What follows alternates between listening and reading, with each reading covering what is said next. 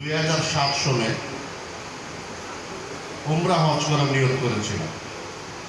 Bangladesh, India, Pakistan, America 4 দেশ থেকে আমাদের পরিচিত সহ প্রায় 50 জনের মতো আমরা এক হয়েছিলাম যে আমরা উমরা হজ করতে যাব। কিন্তু দুর্ভাগ্য বলবো না সৌভাগ্য বলবো, একজনেরও ভিসা হয়নি 2007 সালে। তো মনটা খুব খারাপ হয়েছিল যে নিয়ত করলাম আল্লাহর ঘরে যাব, সেটা পারলাম না। কিন্তু আল্লাহ তো নির্ধারণ করে রেখেছেন একটি জিনিস। এই জন্যই কথাটা বললাম যে আল্লাহর সিদ্ধান্ত কিন্তু চূড়ান্ত সিদ্ধান্ত, আল্লাহর ফয়সালা চূড়ান্ত ফয়সালা। উনি সিদ্ধান্ত নিয়ে রেখেছেন যে আমার ভাগ্যে রয়েছে হজ করা, সেখানে আমি উমরা হজ করতে কীভাবে যাই। 2009 সালে আমি এই যে ইয়াকুব এবং মাওলানা সাহেব কেরামত সাহেব তাদের সাথে আমি আমার ওয়াইফ সহ হজ করতে গেলাম, এবং ওনাদের সাথে যাওয়ার একটা সুবিধা হয়েছিল, যে সুবিধা ওনারা হাত ধরে ধরে সব কিছু করেছিল।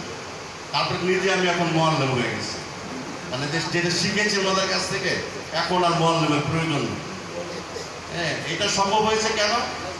যে ওনাদের সাথে যাওয়ার কারণে। হ্যাঁ, সুতরাং আপনারা যারাই হজে যাওয়ার নিয়ত করবেন, আপনারা ভেবে দেখবেন যে একজন আলেম, একজন জানালা লোকের সাথে যাওয়া যায় কিনা। তাহলে আপনি পরিপূর্ণভাবে সঠিকভাবে সঠিক নিয়মে আপনার এই ধর্মীয় কাজটি করতে পারবেন।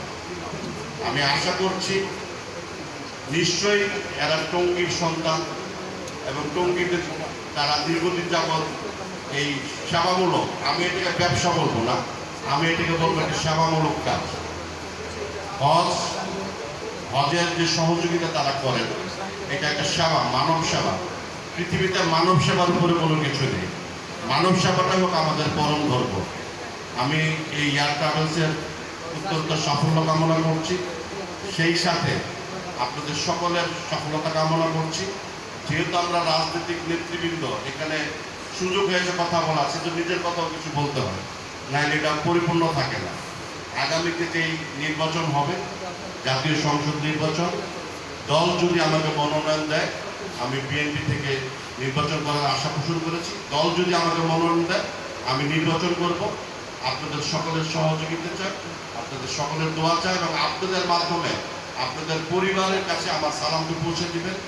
এই কথা বলে আমি সকলের দীর্ঘ সুস্বাস্থ্য কামনা করে আমার সংক্ষিপ্ত কথা শেষ করছি। আসসালামু আলাইকুম ওয়া রাহমাতুল্লাহি ওয়া বারাকাতুহু।